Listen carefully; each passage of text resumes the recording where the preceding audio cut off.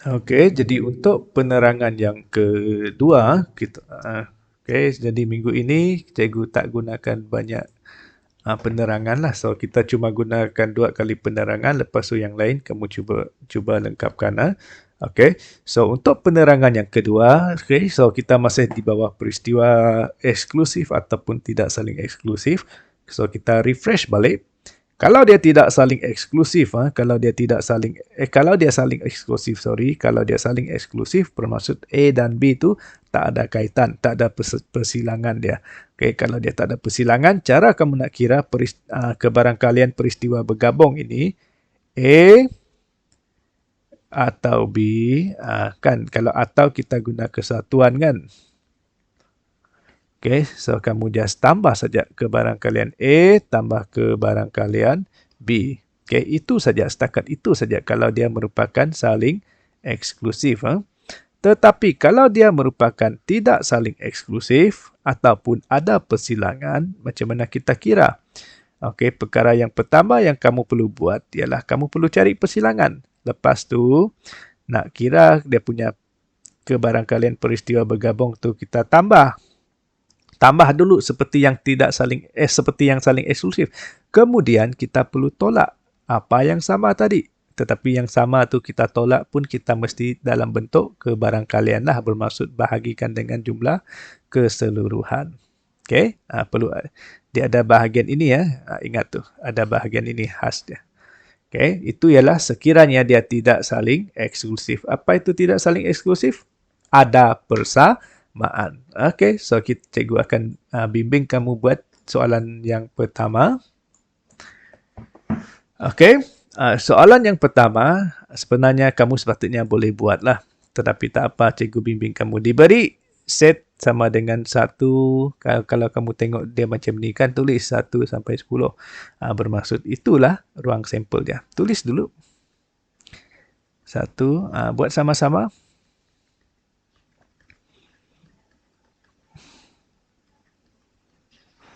Ada 10 kan? Berapa bilangan dia? Ada 10. Okey, nanti apa-apa kebarangkalian mesti bahagi dengan 10 tu. Okey, so tengok A tu. Kenal pasti dulu. Apakah dua peristiwa dia? Yang pertama ialah nombor ganjil. Yang kedua ialah nombor 2 digit. Ini saya anggap sebagai A. Ini sebagai B. Boleh? Okey, apa itu nombor ganjil? Tulis sebagai A. Nombor ganjil ialah 1, 3, 5, 7, 9. Okey, betul. Okey, buat di sebelah dia. Apa itu B? B itu apa? Apa B itu? Nombor 2 digit. 1 sampai 10. Mana yang 2 digit? 1 saja kan, iaitu nombor 10 tu sendiri. Jadi, apabila saya bandingkan, you bandingkan dua ni, A dan B tu, ada samakah? Tak ada kan? Kalau dia tidak sama, bermaksud ini ialah saling eksklusif. Tak ada yang sama. So, macam mana kamu kira kebarangkalian? Ini kan atau kita gunakan kesatuan lah. Kita just tambah saja. Okay, kamu tambah kebarangkalian dia. Okay, berapa kebarangkalian A? A ada berapa? 1, 2, 3, 4, 5. So, 5 over 10. Mesti bahagi dengan jumlah semua tu. B ada berapa? 1 kan? 1 per 10. Kita dapat 6 per 10. Kalkulator kamu akan tolong kamu ringkaskan lah. Don't worry. Sebab itu tekan semua guna kalkulator. So, itu ialah saling eksklusif. Kenapa dia saling eksklusif? A dan B tak ada elemen yang sama. Okey? Jadi, pauskan skrin kamu kalau kamu nak salin.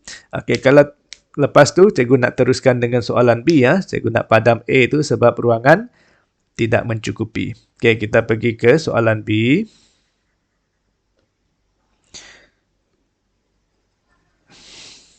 Okey.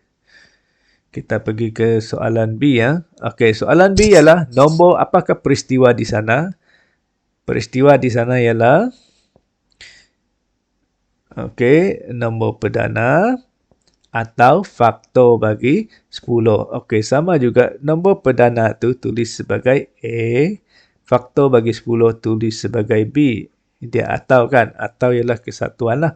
Okey, senaraikan. Apa nombor perdana di antara 1 sampai 10? Ingat, nombor perdana ialah nombor yang tak boleh bagi nombor lain kecuali dirinya sendiri dan 1. Apa dia? Okey, mula dengan 2. 2, 3, 5, 7, 9. 9 bukan. Kenapa 9 bukan nombor perdana? Sebab 9 boleh bagi apa? 9 boleh bahagi 3. Jadi 9 bukan.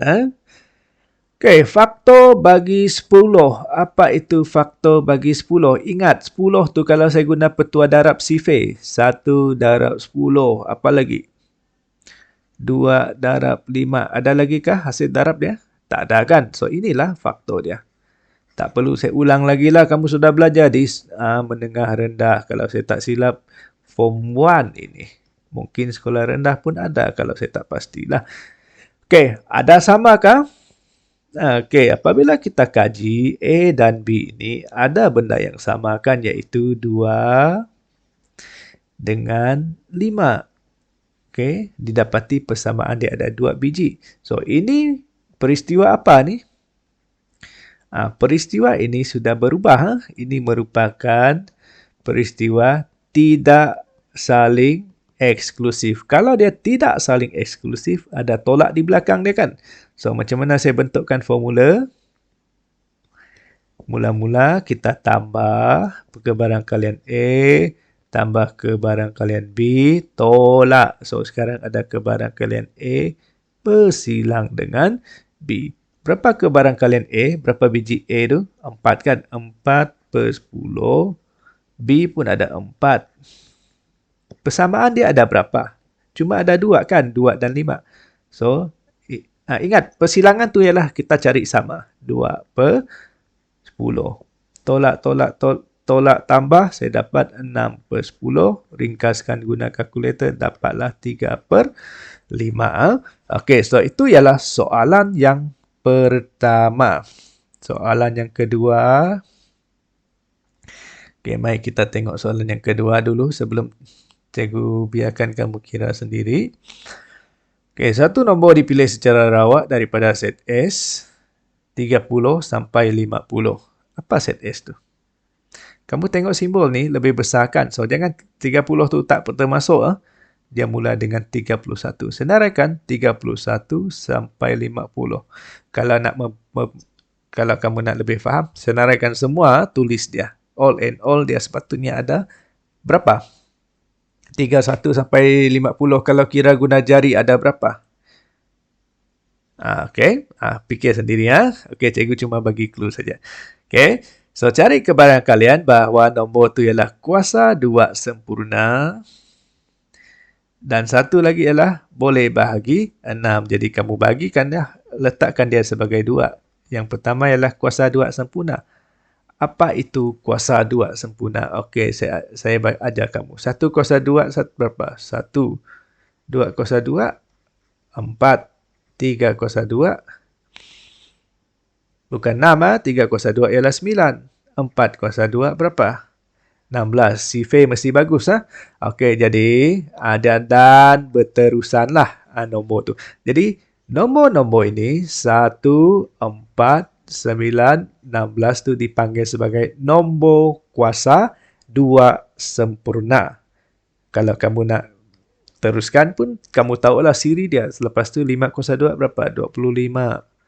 36. Okey, tetapi kamu jangan senarai semua. Kamu tengok dalam kelompok ruang sampel tu, iaitu daripada 31 sampai 50. Apakah nombor kuasa 2 sempurna? Begitu juga dengan peristiwa B. B kan ialah nombor yang boleh bahagi 6 kan? Ini kita letak sebagai 1. A, ini letak sebagai 2 lah ataupun B dia. Nombor yang boleh bagi 6. Jangan kamu letak 12 sana. Kenapa? 12 tak termasuk dalam ruangan sampel. So, tengoklah daripada 31 sampai 50, mana yang boleh bahagi 6. Lepas tu, kamu tengok adakah tidak yang sama. Kalau sama, gunakan formula yang ada tolak tu. Okay? Cuba sendiri ya. Okay? Lepas tu, apabila cikgu tengok soalan 3 dan 4, sebab modul ni bukan cikgu yang buat, soalan 3 dan 4 ini, okay, so dia merupakan peristiwa bergabung sebenarnya iaitu 9.4. Tak apa. Okay, so dari mana kamu nak buat rujukan dia? So sebenarnya dua soalan ini mirip, betul-betul mirip, cuma nilai dia berbeza. So kamu buat, tengok buku teks muka surat 262. Ada clue di situ macam mana kamu nak selesaikan. Okay, begitu juga dengan soalan 4. Kamu tengok muka surat 263 dalam buku teks. Memang situasi dia sebiji, cuma nilai dia berlainan saja. Okey, kamu cuba lengkapkan 3 dan 4. Tidak faham? Tak mengapa. Kenapa cikgu cakap tidak mengapa? Sebab topik 9.4 ni sebenarnya kita akan belajar pada minggu depan. Okey, jadi lengkapkan 3 dan 4 tu, rujuk buku teks dan satu sesi lagi dalam minggu ini kamu gunakan untuk melengkapkanlah. So, dalam satu minggu ni, cikgu cuma buat 2 video penerangan dan selebihnya kamu perlu lengkapkan modul kamu menggunakan rujukan buku teks ataupun pertanyaan kepada cikgu ataupun perbincangan ataupun usaha sendiri. Ya. Okey. So, itu sahaja untuk penerangan kali yang kedua. So, jangan lupa hantar modul kamu. Minggu depan belum bersemuka. So, mungkin tak tahulah bila kita nak bersemuka bulan 11 kali. Okay, so until then, selamat belajar.